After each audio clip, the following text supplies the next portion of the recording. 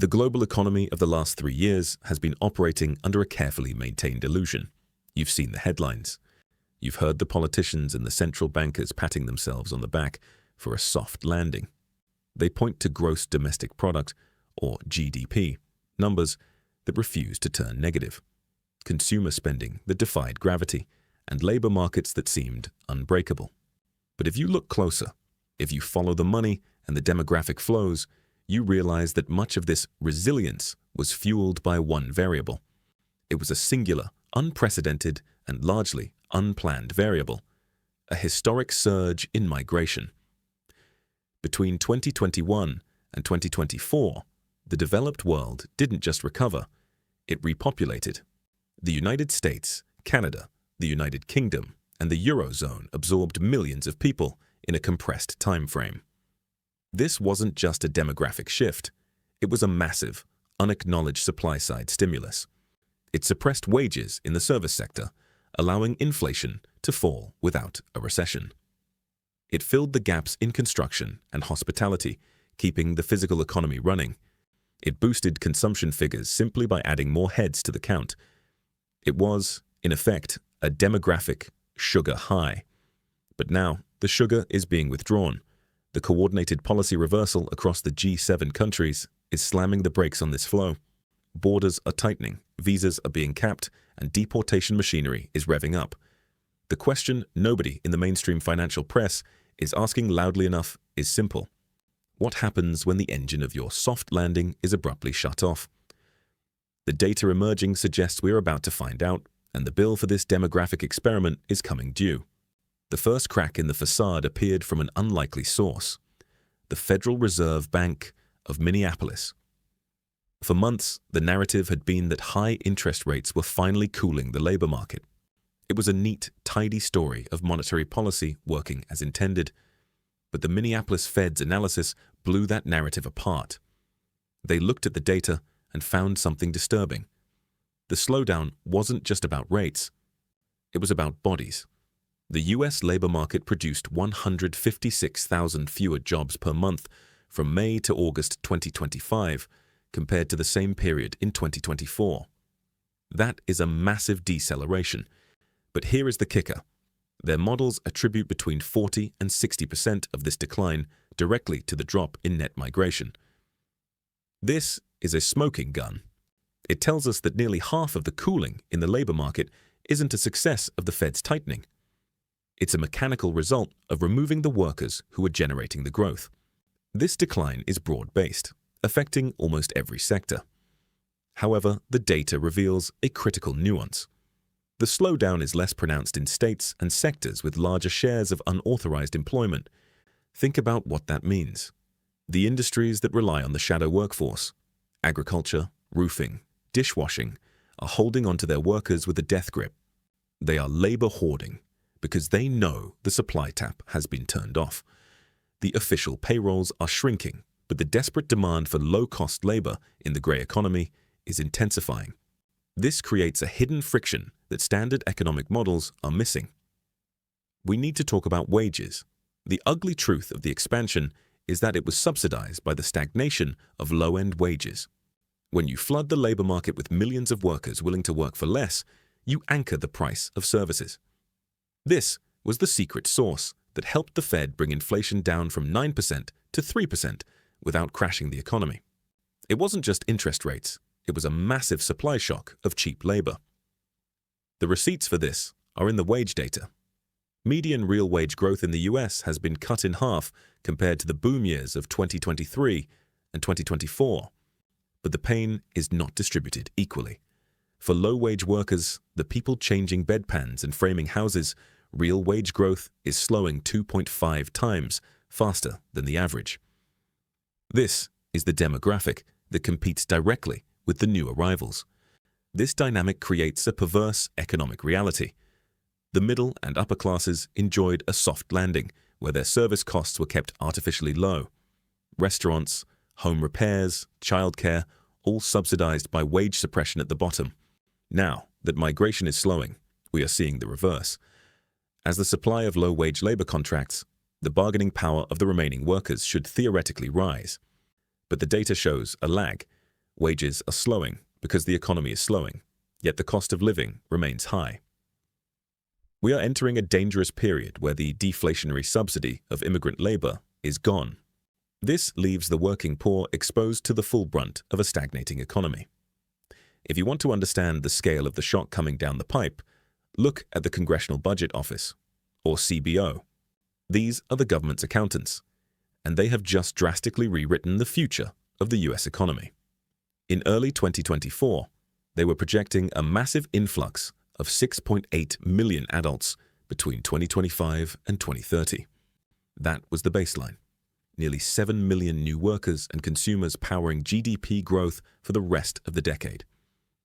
Then came the policy shift. Responding to the crackdown and the reality on the ground, the CBO slashed that forecast to just 3.3 million. That is a downward revision of 3.5 million people. To put that in perspective, that is roughly the population of Connecticut or Utah, simply erased from the economic model. This isn't just a rounding error. The CBO explicitly states that this reduction puts downward pressure on the forecast for GDP. Fewer workers mean less output. Fewer people mean less consumption.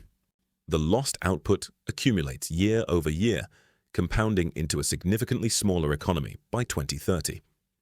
Goldman Sachs backs this up, forecasting that net immigration will plummet to 750,000 per year.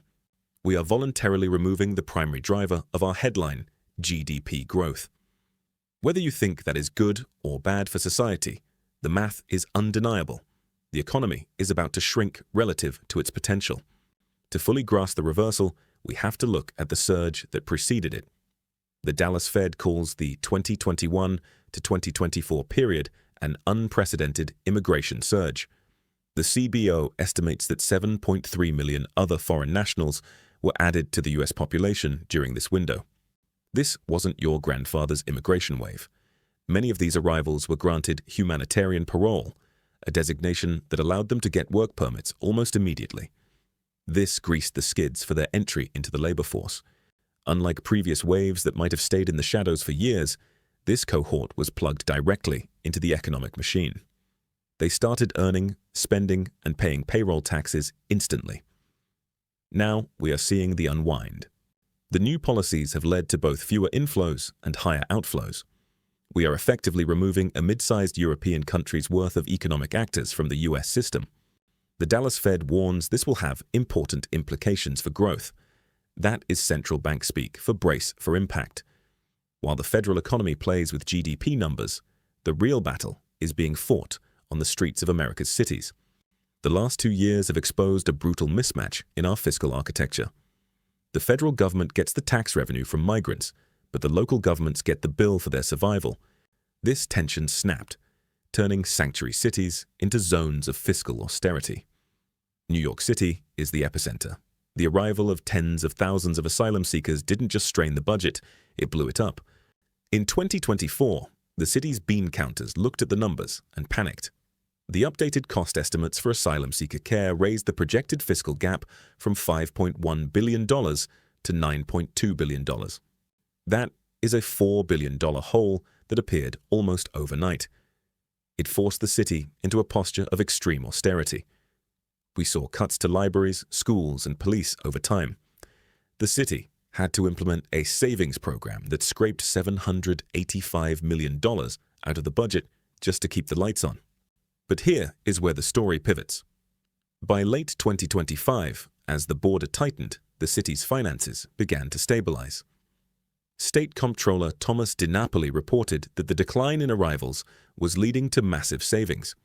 Projections now suggest that if the population decline continues, the city could save $2.4 billion in fiscal year 2026. This is the whipsaw effect. The city went from fiscal crisis to savings in 24 months solely based on federal border policy. It highlights how vulnerable these municipal giants are to variables they cannot control. But let's be clear, these savings are just a reduction in emergency spending. They don't account for the lost economic activity of the migrants who are no longer arriving. The delivery drivers, the line cooks, the consumers who would have bought Metro cards and groceries, they are gone. If New York was the epicenter, Denver was the canary in the coal mine. For a city of its size, the per capita strain was immense. The spending curve is terrifying. In January 2024, Denver had spent $15 million on migrant services. By October, that number had exploded to $152.2 million. Where did that money come from? It came from the bone and muscle of the city. Mayor Mike Johnston had to propose $45 million in brutal cuts. The details are sobering. $17 million cut from public safety, $8.4 million slashed from the police department budget, $8.2 million cut from recruitment, effectively cancelling a class of 167 new police officers. Think about the trade-off here. In a time of rising concern over crime, the city was forced to defund its own police recruitment to pay for hotel rooms. This is the guns versus butter debate playing out in real time on city streets. By late 2025, the mayor announced spending would come in under budget due to the slowdown.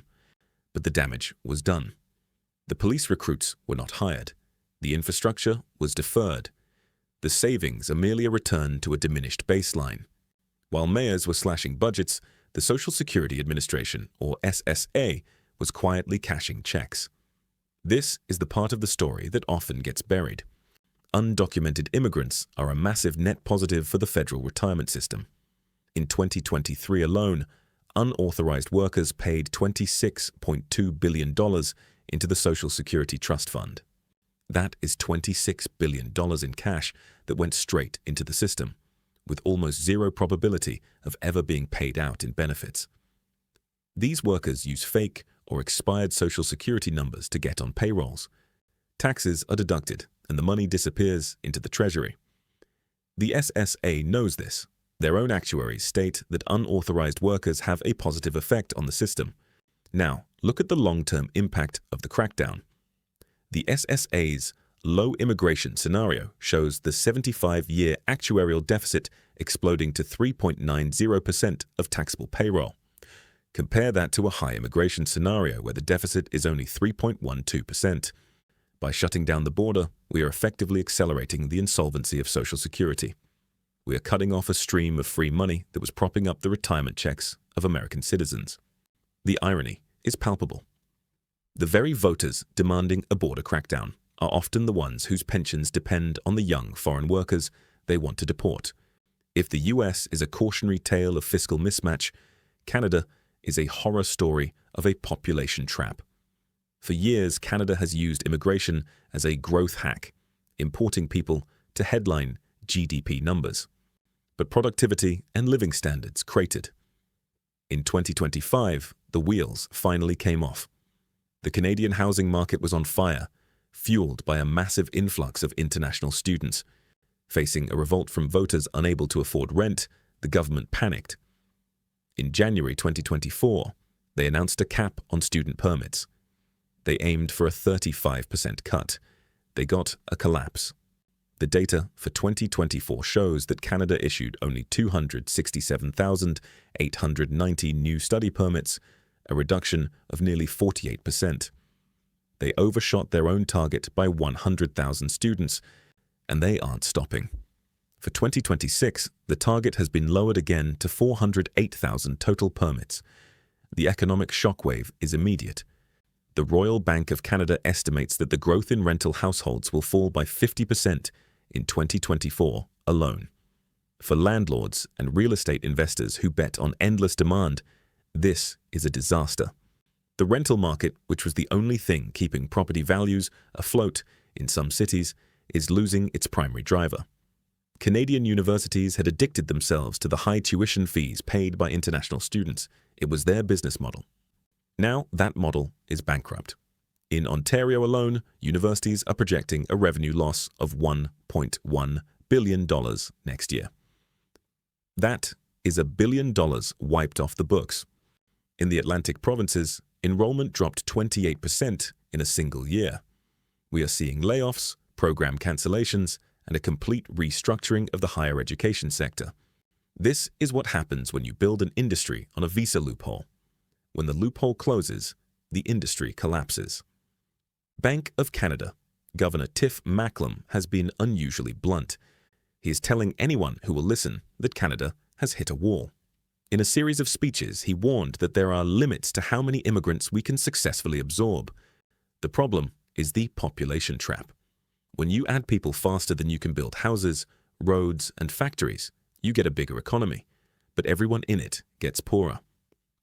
Capital gets diluted. Businesses stopped investing in machinery because labor was so cheap. Why buy a robot when you can hire 3 students for minimum wage? This has destroyed Canadian productivity. The pivot now is painful. The economy has to switch from growth by volume to growth by efficiency. Nobody is sure if it can make the jump without a recession. Central bankers love to talk about R*, the neutral interest rate that neither stimulates nor slows the economy. It's their North Star, and immigration has been moving it. Here is the paradox. Immigrants add to demand. They eat, they rent, but they add more to supply. They work. Research suggests the massive influx of workers in recent years actually lowered R*. By flooding the market with labor, they kept wage growth in check, which kept service inflation in check. Now, reverse it. Goldman Sachs estimates that the reduction in immigration will lower potential GDP growth. It means the economy's speed limit is lower. If the Fed wants to grow the economy, they now have a tighter labor market to deal with. Without the relief valve of immigrant labor, any increase in demand will immediately translate into higher wages and inflation. This means rates might have to stay higher for longer to keep the economy from overheating. The soft landing was subsidized by migrants. Without them, the landing gets harder. The inflation dynamic is shifting. We are swapping asset inflation for service inflation. Migration is inflationary for housing. More people means higher rents. We saw this in Miami, where net migration kept prices rising even as the national market cooled. Cutting migration should cool rents. But migration is deflationary for services. More workers mean cheaper construction, cheaper childcare, cheaper food delivery. Cutting migration raises these costs. So the trade-off for 2026 is clear. You might get cheaper rent, but you are going to pay a lot more for your renovation, your dinner out, and your elderly parents' care. If you think the US has problems, look at Europe. The Eurozone is facing a demographic winter, and they just slammed the door on the only thing keeping them warm. Spain is playing a dangerous game. In 2025, the government revalued pensions by 2.8% to keep up with inflation. That sounds great for retirees, but who is paying for it? The Bank of Spain has admitted that additional measures are needed to keep the system solvent. They explicitly link pension sustainability to migration flows. The ECB, or European Central Bank, backs this up, noting that foreign workers accounted for half of the labor force growth in the Eurozone. Without these workers, there is no growth. There is only shrinkage. Spain is effectively writing checks its demographics can't cash. Germany is haunted by its past. The guest worker programs of the 1960s built the modern German economy. Now, with a recession biting and the far-right surging, the government is trying to thread a needle. They are telling migrants not to come, to appease voters, while begging skilled workers to apply, to save industry. It's a schizophrenic policy. Chancellor Merz is sounding the alarm on migration while acknowledging Germany desperately needs people. You can't have it both ways. Florida is the laboratory for a labor-restricted economy. The state's construction workforce is 38% immigrant. Recent crackdowns have sent shockwaves through the industry. We are seeing sudden losses of workers and massive project delays. One South Florida developer described a nightmare scenario where a massive warehouse project ground to a halt. Subcontractors couldn't find crews, costs spiraled, forcing a renegotiation of financing. But here is the tragedy. Despite the shortage, the workers who remain aren't getting rich. A report found that 80% of construction workers in South Florida cannot afford their rent. They are building luxury condos they can't dream of living in. The system is breaking at both ends. Even with a labor shortage, the cost of living, driven by the asset bubble, is outpacing wages. In the UK, the pub closure crisis is a direct result of migration policy. Post-Brexit rules combined with visa salary threshold hikes have decimated the hospitality sector. Visa grants for health and care workers fell 68% in 2024. For hospitality, the new salary threshold makes it mathematically impossible to hire foreign staff for most roles. The result? Insolvencies. The hospitality sector accounted for 15% of all business failures in England and Wales. There are 121,000 vacancies that cannot be filled because the local workforce isn't there. Your local pub isn't closing because nobody wants a drink. It's closing because they can't find anyone to pour it at a price that keeps the lights on. Finally, we have to look at the top of the pyramid. While we obsess over low-skilled labor, we are risking the engine of American dominance: technology. The statistics are undeniable. 66% of the top 50 AI, or artificial intelligence startups in the US, have at least one immigrant founder. 46% of the 2025 Fortune 500 companies were founded by immigrants or their children. This is the brain drain risk. If the US closes its doors to save the labor market, it risks shutting out the next Jensen Huang or Elon Musk. These founders have options. Canada, despite its student caps, is aggressively courting high-skilled tech workers. If the US becomes hostile to talent, the next trillion-dollar company might be founded in Toronto or London. To understand where we are going, look at where we've been. During the age of mass migration in the late 19th century, the US had open borders. 30 million Europeans came. Research shows they integrated fast because the economy was different. There were no occupational licenses, no zoning laws, and no welfare state. Today, we have built a fortress of regulation. Credentialing prevents doctors from practicing. Zoning prevents housing from being built. The problem isn't the immigrants, it's the rigid structures we have built that prevent them from being absorbed. The great demographic arbitrage is over. We are entering the Great Restriction. Here is the balance sheet for the next 18 months. The good: rents in migrant-heavy cities will stabilize. Municipal budgets will see a temporary reprieve. The bad: we are walking into a stagflationary trap. By cutting labor supply, we are raising costs while lowering output. That is the recipe for sticky inflation. The ugly: the fiscal cliffs are real. Universities, pension funds, and the social security system are losing their demographic subsidies. The insolvencies in hospitality and construction are just the first wave. The developed world has made a choice. It prefers the pain of stagnation to the chaos of expansion. It is a valid political choice, but as investors and citizens, we need to be honest about the price tag. We are trading dynamic, messy growth for a stable, expensive decline. The data suggests that a closed economy means higher prices for services and a shakier retirement system. Are you personally willing to accept a lower standard of living and a later retirement age in exchange for lower immigration? Let me know your answer in the comments below. And if you found this breakdown useful, please consider subscribing.